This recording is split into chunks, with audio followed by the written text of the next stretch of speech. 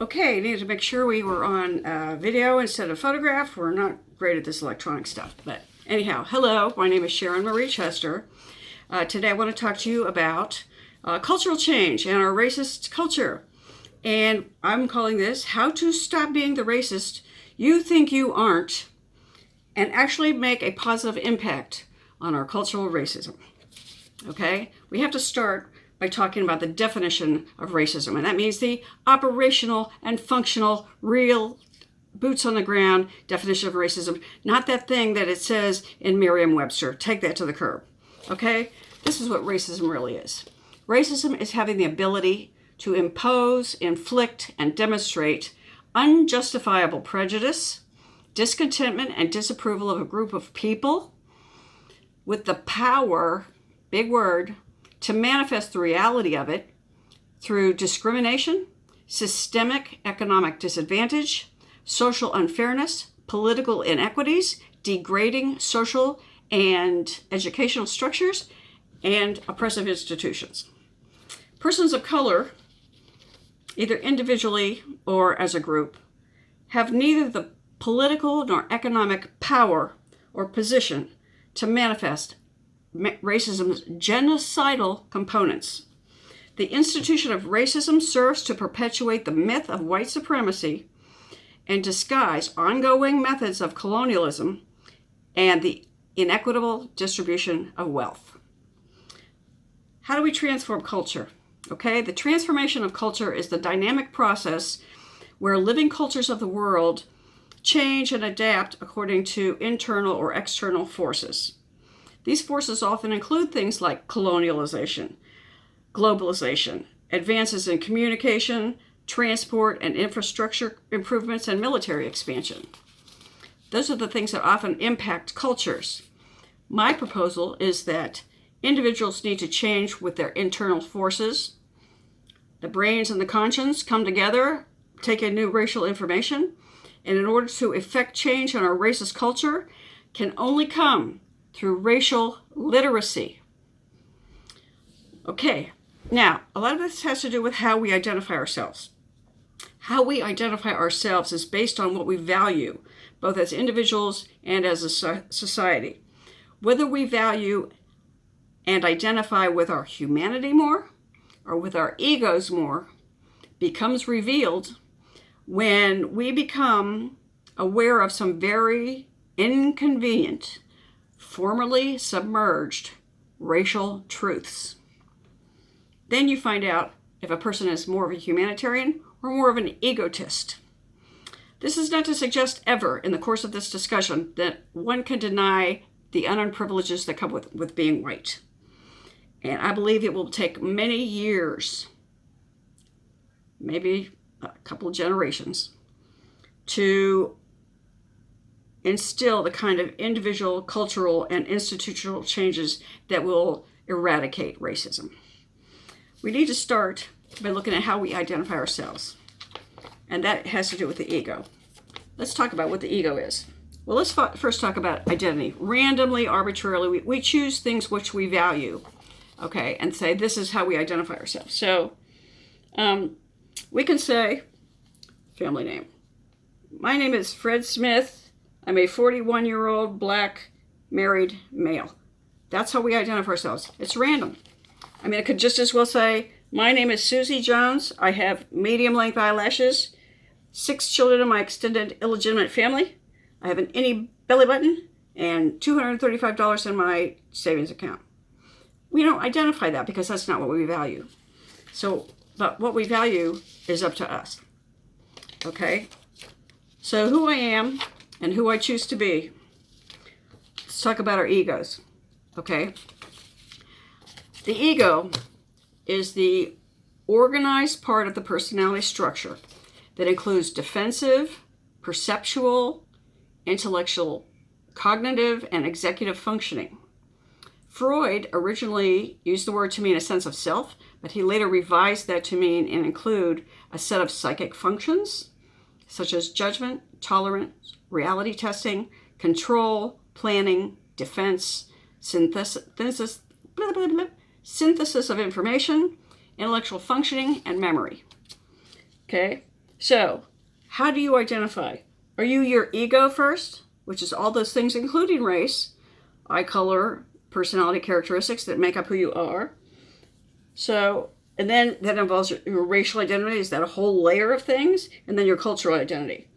Or are you a human first, and your ego is what I refer to as my person, which is the vehicle I have to conduct the essence of my humanity in relation with the world. So if you're human first, your ego identity is your outer layer, and your cultural identity is something that you can impact and change. Okay, now we're going to talk about these changing values and Thomas Rochon's theories. Okay, Thomas Rochon proposed a differentiation between three theories of cultural change: value conversion, creation, and connection. Value conversion is the replacement of an existing cultural value with a new one. For example, changing the concept of lynching from being a Sunday afternoon event for entertainment purposes to something that's absolutely fundamentally unbelievably evil. Okay, that is the example of a value conversion and a cultural change that came about.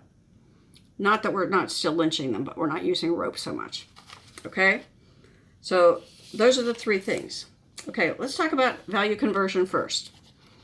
Value conversion, the replacement of existing cultural values with new ones. I didn't talk to you about the other two.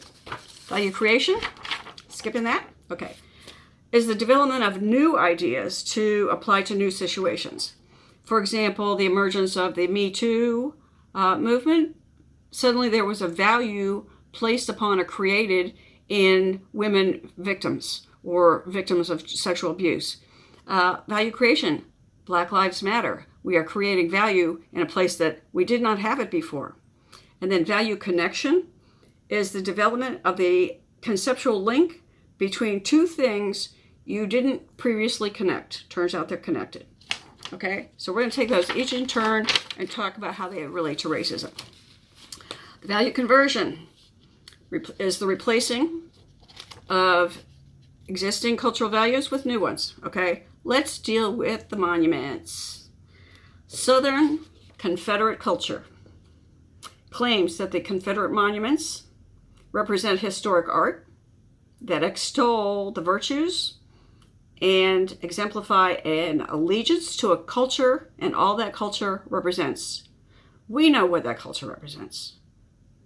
Nobody's kidding anybody.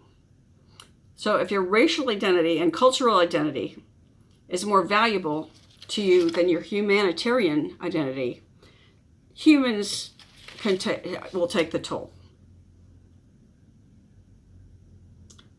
So it's a matter of, do you value your celebrations of white oppression more than you consider injustice and inequity, especially when you are the beneficiary of that injustice and inequity?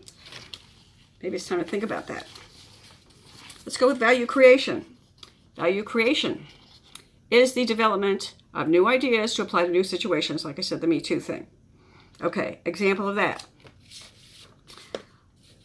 The culture of white supremacy is founded on the false narratives that persons of color are somehow inherently less industrious, less successful, less intelligent, or less virtuous than their white counterparts. Consciously or unconsciously, white supremacists believe that one's white racial identity marks the single most unmistakable characteristic that randomly qualifies that person to have conclusive authority on all things in matters of race. That is the pre-racially literate ego paradigm. The post-racially literate ego paradigm goes something like this. Racially literate culture affirms that the artificial separation of our human kin into a binary classification system was a social device invented primarily in about the 1600s for the sole purpose of the subjugation of our kin of color. This system has become so embedded within our institutions that only cultural change can or will address the inequities in political power and economic wealth. The last one is value connection. The development of the conceptual link between two things previously thought unconnected. Okay, so a strong alignment with one's ego and or cultural white identity is what gives poor white people the illusion that they have a closer identity association or connection with rich whites than they have in common or connection with their economically oppressed counterparts and kin of color. This narrative serves to keep these people at each other's throats and keeps the elite rich and in power. Whereas if you're post-racially literate, that culture affirms that when our human identity prevails over our racial identity, we relate to or we connect more as mother to mother, man to man, neighbor to neighbor, family to society, in accordance with our mutual values, virtues, life stage, common experiences, and so forth, rather than skin color. When our human identity prevails, and we know that an unarmed black child has died at hands that are free of impunity, that child becomes our child. When a man loses everything he's ever worked for, through no fault of his own, those experiences become more of a common denominator between himself and another man who has lost everything he's owned through no fault of his own, more than the common denominator of whether or not they are the same race. Only when we as a white culture, white individuals within that white culture, change that white culture and finally learn to accept that they are not some other, and we shift how we view ourselves, can we ever begin to transform this lethally racist culture. Thank you for listening.